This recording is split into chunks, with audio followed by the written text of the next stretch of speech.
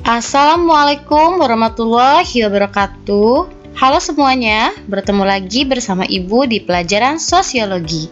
Pada kesempatan kali ini, Ibu akan membahas materi mengenai sosialisasi dalam pembentukan kepribadian dan penyimpangan sosial. Baik, kita langsung membahas materi yang pertama, yaitu sosialisasi dalam pembentukan kepribadian. Oke, kita sama-sama perhatikan gambar berikut. Nah, di sini ada gambar siswa atau peserta didik yang sedang melaksanakan MPLS atau masa pengenalan lingkungan sekolah. Di mana ketika memasuki jenjang baru, misalnya ketika masuk SMA, atau ketika masuk SMP, atau bahkan ketika masuk SD, peserta didik baru itu melaksanakan kegiatan pengenalan lingkungan sekolah, ya. Nah, pengenalan lingkungan sekolah ini bagian dari sosialisasi. Masa orientasi siswa adalah kegiatan yang ditujukan untuk mensosialisasikan nilai, aturan, dan kebiasaan yang berlaku di sekolah kepada siswa-siswi baru. Jadi, dengan adanya sosialisasi ini, diharapkan siswa mengenal bagaimana nilai atau aturan atau bahkan kebiasaan-kebiasaan yang dilakukan di sekolah barunya, dengan harapan perilaku siswa itu sesuai dengan apa yang menjadi aturan atau kebiasaan atau nilai di sekolah tersebut. Nah, sekarang kita cari tahu, jadi apa sih sosialisasi? Sosialisasi adalah proses penanaman atau transfer kebiasaan, nilai, dan norma dari suatu generasi ke generasi lainnya dalam sebuah kelompok sosial. Selanjutnya ada tahap sosialisasi. Di sini tahap seorang individu melakukan sosialisasi dari tahap awal hingga akhir, diawali dengan preparatory stage, yaitu tahap persiapan, ya. Tahap sejak manusia dilahirkan, di mana individu mulai meniru namun tidak sempurna. Nah, pada tahap ini seorang individu sudah mulai mengenal lingkungan sekitarnya, ya, walaupun hanya secara sempit. Ia hanya mengenal orang-orang yang sering ia lihat, seperti misalnya ayah, ibu, kakek, atau nenek yang memang sering ia lihat dalam kehidupan sehari-harinya. Nah, di sini juga ia mulai meniru namun tidak sempurna. Jadi, ia mulai meniru apapun yang dilakukan oleh orang-orang yang di sekelilingnya, namun hal yang ditiru itu belum tentu ia paham betul maknanya seperti apa gitu. Ini hanya meniru saja. Misal, ketika misalnya ibunya makan menggunakan sendok, si anak itu bawa sendoknya lalu masukkan ke dalam mulut. Ia hanya meniru itu tanpa tahu kenapa harus menggunakan sendok, misalnya seperti itu. Lalu ada tahap yang kedua, yaitu tahap play stage. Nah, di sini semakin sempurnanya seorang anak meniru peran-peran yang dilakukan oleh orang dewasa. Kalau misalnya dia yang tadi tahap awal itu hanya meniru saja tanpa ia tahu maknanya, lalu kalau misalnya di tahap yang play stage ini, dia itu sudah paham maknanya seperti apa yang ditirukannya itu. Kalau misalnya tadi ibunya makan menggunakan sendok ketika makan sayur, dia sudah paham kalau misalnya tidak menggunakan sendok, si kuah sayurnya itu sulit untuk dimakan atau diminum, ya, seperti itu. Lalu ada tahap yang ketiga, yaitu tahap game stage, di mana peniruan yang dilakukan sudah mulai berkurang, ya, namun digantikan peran yang secara langsung dimainkan sendiri dengan penuh kesadaran. Jadi di tahap ini seorang individu itu bukan hanya melihat atau meniru di sekelilingnya saja, tapi ia sudah memiliki kehendak apa yang ia inginkan. Jadi lebih menyadari apa yang ia lakukan. Bukan hanya melihat, tapi dia sudah sadar apa yang dilakukannya dan punya kehendak sendiri. Lalu yang terakhir yaitu tahap general other, di mana pada tahap ini seorang telah dianggap dewasa. Dia sudah dapat menempatkan dirinya di masyarakat, dia sudah mulai mengetahui bagaimana nilai dan norma yang harus ia lakukan di masyarakat, bagaimana ia harus berperilaku di masyarakat. Nah, ini tahap general other. Lalu selanjutnya di sini ada agen-agen sosialisasi ya, atau wadah seseorang melakukan sosialisasi. Agen yang pertama yaitu keluarga. Pada masa awal kehidupan seseorang, agen sosialisasi terdiri atas orang tua dan saudara kandung. Jadi seperti tadi tahap preparatory stage ya, jadi tahap awal kehidupan seseorang itu hanya terdiri dari orang tua dan saudara kandung di dalamnya. Nah, namun dalam masyarakat yang mengenal sistem keluarga luas, agen sosialisasi mencakup paman, bibi, kakek, nenek, dan masih banyak lagi. Jadi lebih kepada keluarga besarnya ya. Keluarga merupakan lingkungan pertama sejak individu dilahirkan. Pembentukan sikap dan kepribadian anak sangat dipengaruhi oleh bagaimana corak orang tua dalam memberikan pendidikan anak-anaknya, baik melalui kebiasaan, teguran, nasihat, perintah, ataupun larangan. Jadi, dalam keluarga ini merupakan agen pertama kali seorang individu ketika ia lahir di dalam kehidupan masyarakat. Individu yang tadinya tidak tahu apa-apa, tidak mengetahui apa yang harus dilakukan, apa yang tidak boleh dilakukan, bagaikan kertas berwarna putih yang tidak ada coretan tinta apapun. Nah, yang mencoretkan pertama kali tinta tersebut itu adalah keluarga. Akan seperti apa anaknya kelak, ingin seperti apa anaknya kelak, itu dibentuk di keluarga. Maka dari itu, keluarga disebut sebagai agen sosialisasi primer yang pertama kali dijumpai oleh seorang individu. Nah, maka dari itu, keluarga ini memiliki peranan yang sangat penting dalam pembentukan kepribadian, ya. Corak-corak orang tua di dalamnya dalam memberikan pendidikan kepada anak-anaknya itu sangat penting dan sangat berguna bagi kehidupannya kelak. Bagaimana dia ketika dewasa, seperti apa ia ketika dewasa, itu ditentukan ketika ia masih kecil, berada di dalam keluarga.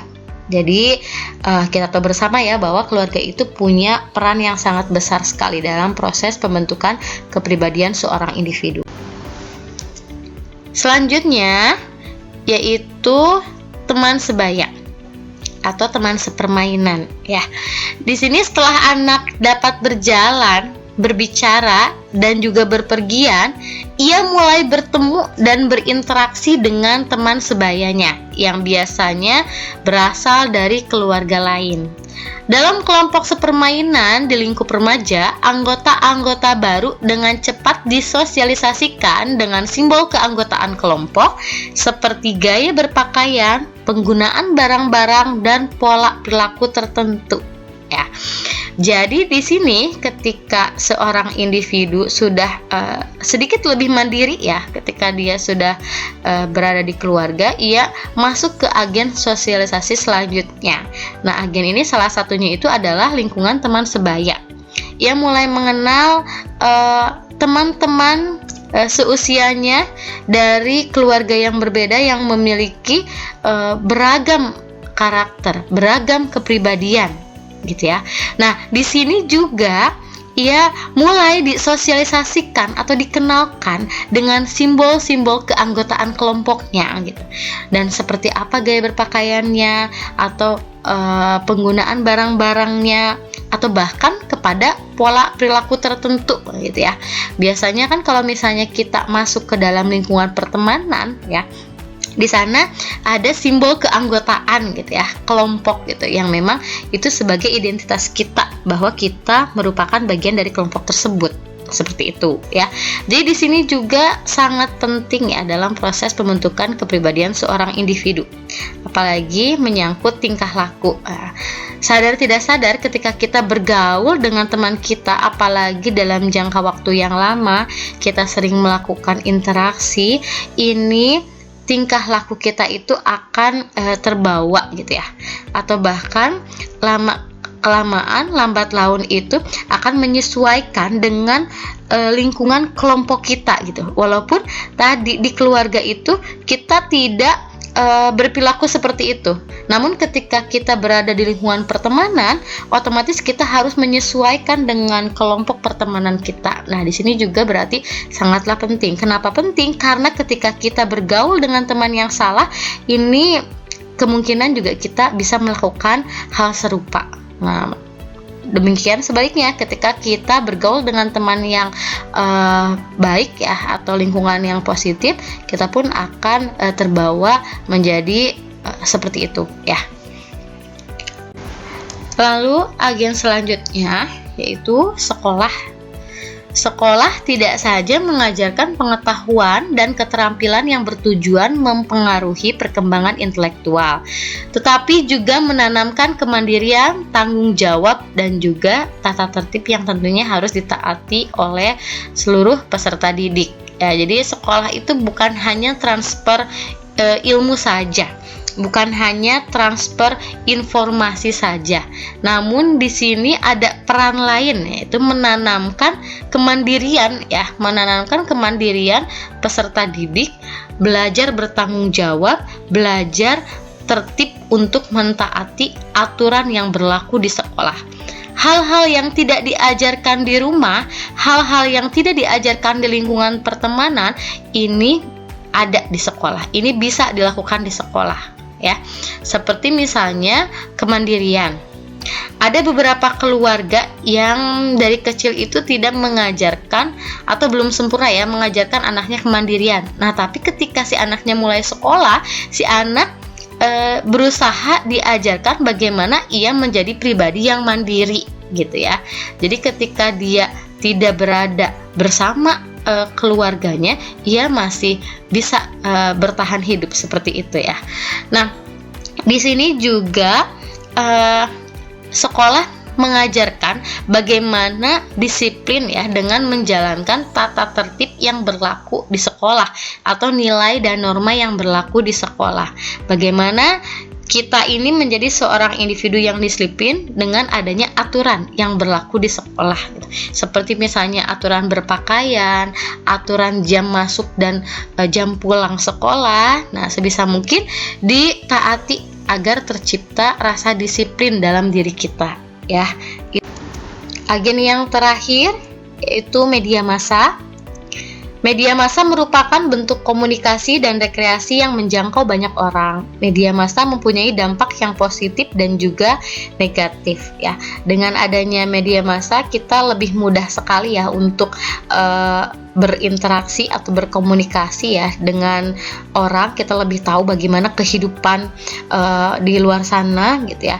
Namun ternyata bukan hanya menghasilkan dampak positif, namun juga negatif. Nah, yang berbahayanya jelas yang negatifnya ini ya, karena besar juga dalam merubah kita gitu ya, dalam berperilaku ataupun bertindak. Ketika misalnya kita tidak bisa bijak, tidak bisa mengendalikan diri kita dalam bermedia massa, ini akan menimbulkan dampak yang negatif bagi diri kita sendiri, seperti itu.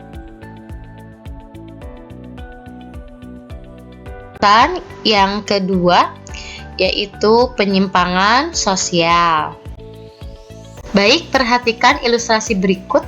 Nah, kita anggap saja, kita ilustrasikan ini sebagai jalan ya. Nah, jalan yang lurus ini ialah perilaku masyarakat yang sesuai dengan nilai dan norma atau disebut juga sebagai conform.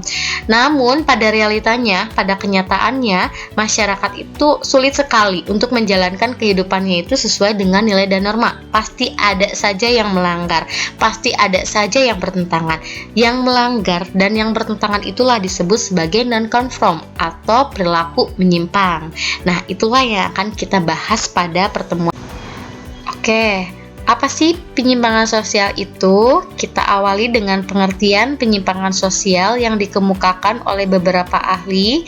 Yang pertama dikemukakan oleh John Lewis Gillin yang berpendapat bahwa perilaku menyimpang adalah bentuk perilaku yang melanggar nilai dan norma yang berlaku, baik itu di ruang lingkup yang kecil seperti keluarga maupun ruang lingkup yang besar.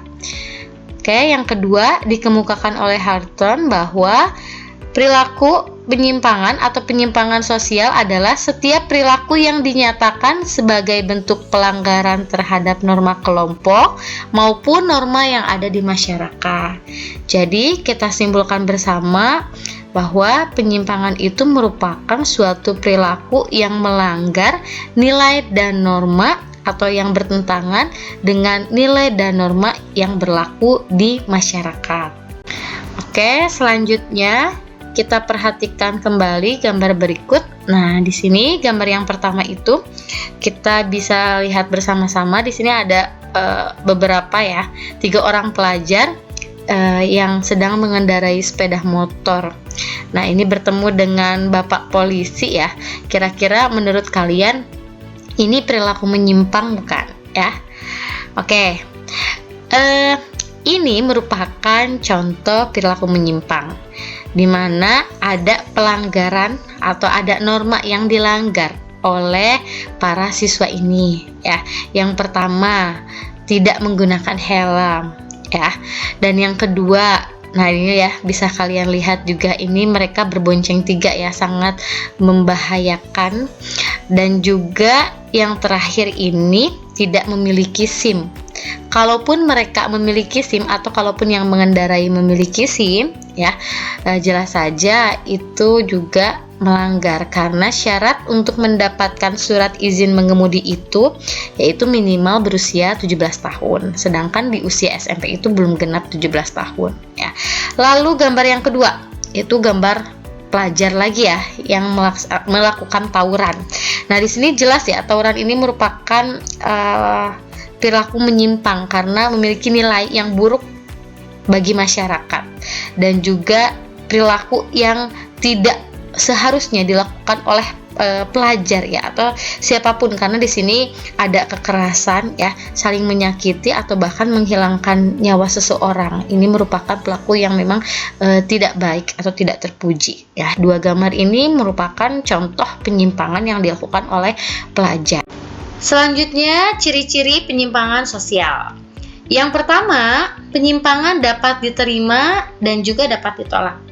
Artinya, tidak semua perilaku menyimpang itu dianggap negatif. Namun, ada kalanya perilaku menyimpang itu justru mendapatkan pujian. Misalnya, contohnya kita kaitkan dengan peristiwa peperangan. Ada seorang prajurit yang berkhianat, tiba-tiba memihak kepada musuh nih, ya. Nah, ini jelas saja dikatakan menyimpang. Namun bagi musuh justru bukan penyimpangan, tapi ia disebut sebagai pahlawan. Jadi dalam hal ini ada yang menerima, ada juga yang menolak tindakan tersebut ya. Lalu selanjutnya, penyimpangan harus didefinisikan ya. Di sini perilaku tersebut itu memang benar-benar telah dicap sebagai penyimpangan karena merugikan banyak orang. Walaupun pada realitanya tidak semua perilaku menyimpang itu bisa merugikan orang lain loh ya. Nah, namun di sini dasar pedomannya adalah nilai dan norma yang diakui oleh sebagian besar mayoritas.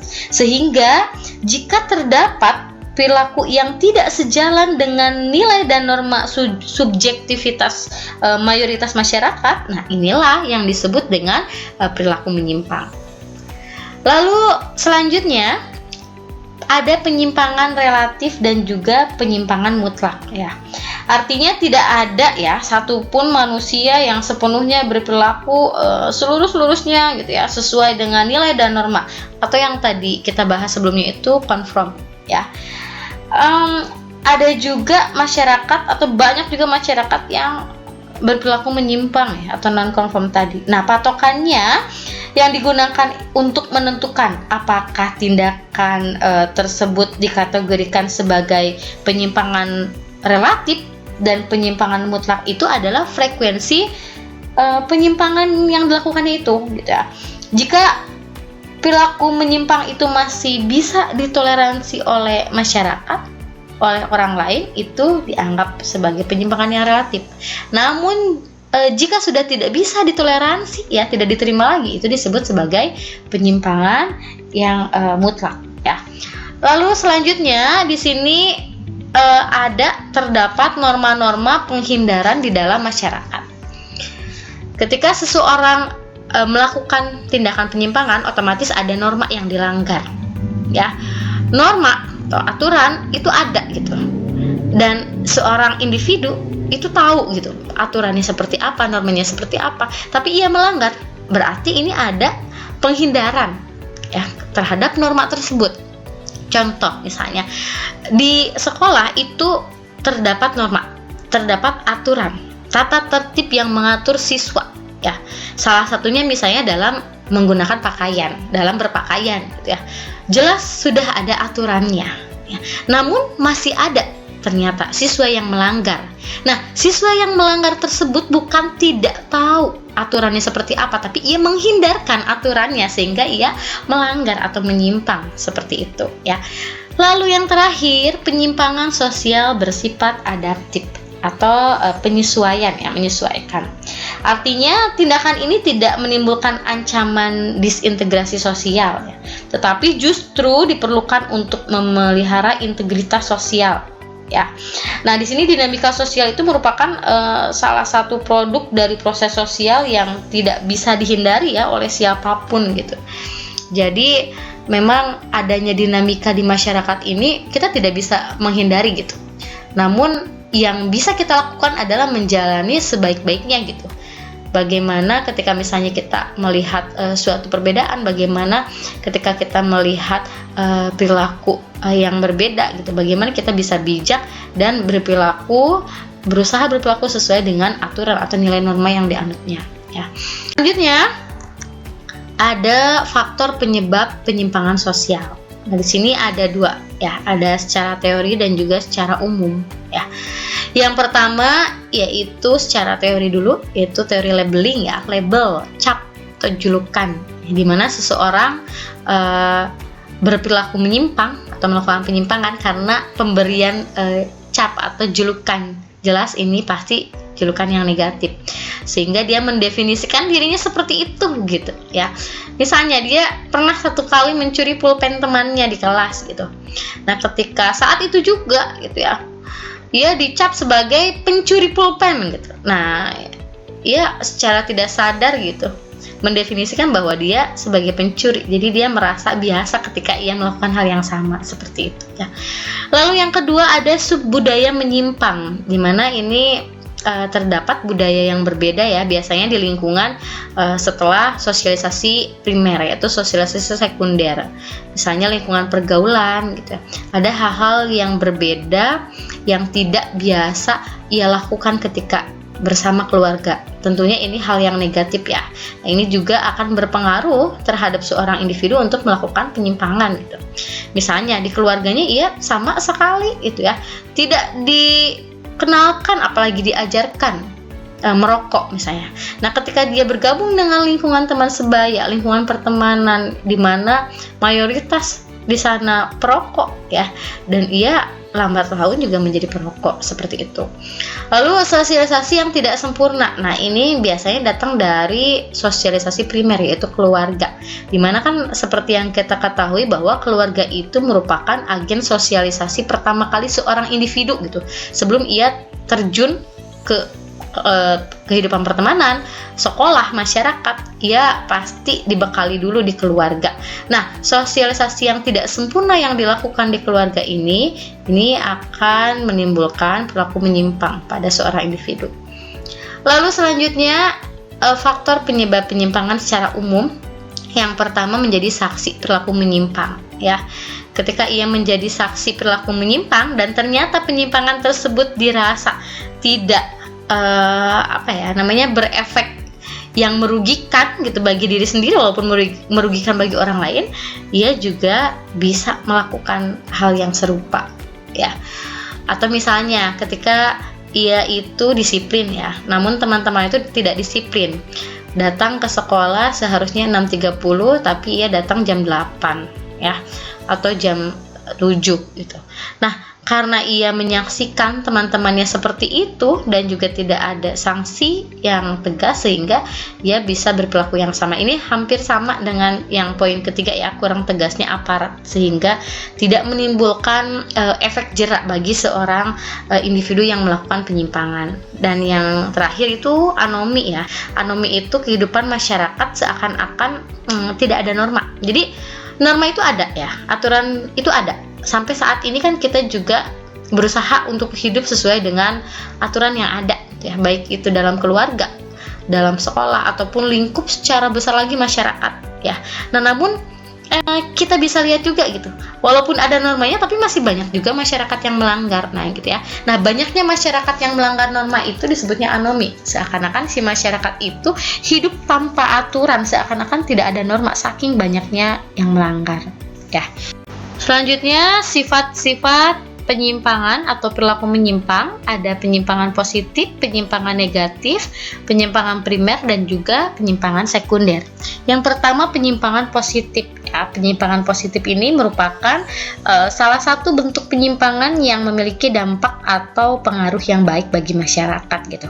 Jadi walaupun dicap sebagai penyimpangan, tapi ini positif karena dampaknya atau pengaruhnya juga baik bagi masyarakat gitu ya. Contoh misalnya ketika kita memiliki batasan pekerjaan ya antara laki-laki dan perempuan. Nah, ketika perempuan melakukan pekerjaan yang biasanya dilakukan oleh pekerja laki-laki, itu dianggap penyimpang gitu ya. Padahal penyimpang itu tidak berpengaruh buruk gitu ya, namun berpengaruh baik juga bagi masyarakat.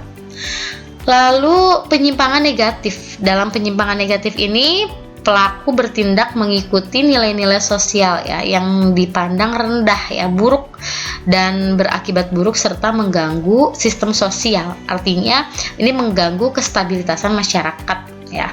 Kalau nilai-nilai sosialnya rendah atau buruk, otomatis ada nilai yang tidak seharusnya dilakukan. Nah, ini penyimpangan negatif. Lalu penyimpangan primer ini merupakan bentuk penyimpangan yang masih bisa diterima atau ditoleransi oleh masyarakat ya. Artinya dilakukan sewaktu-waktu atau sementara dan bukan pelanggaran berat. Nah, lalu ada penyimpangan sekunder, yaitu penyimpangan sekunder yang pelakunya itu sudah tidak bisa diterima atau sudah tidak bisa ditoleransi oleh masyarakat gitu. Walaupun dia melakukan sekali, tapi memang kalau nanya ia melanggar atau pelanggaran berat, tetap saja itu dikatakan sebagai penyimpangan sekunder ya. Seperti itu. Selanjutnya macam-macam perilaku menyimpang. Yang pertama ada tindakan kriminal atau kejahatan ya, itu tindakan kriminal yang tentunya bertentangan dengan norma hukum, norma sosial, dan norma agama yang berlaku di masyarakat. Lalu penyimpangan seksual adalah perilaku seksual yang tidak lazim dilakukan ya, yang tidak seharusnya dilakukan. Pemakaian dan pengedaran obat terlarang, itu penyimpangan dalam bentuk pemakaian dan pengedaran obat terlarang merupakan bentuk penyimpangan dari nilai dan norma sosial maupun norma agama.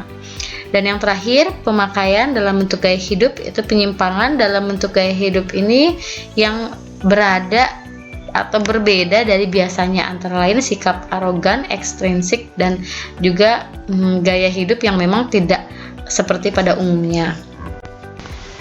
Oke, semuanya cukup sekian yang dapat Ibu sampaikan. Mohon maaf apabila ada penjelasan yang belum bisa diterima atau belum jelas. Sampai bertemu di materi-materi sosiologi selanjutnya. Wassalamualaikum warahmatullahi wabarakatuh.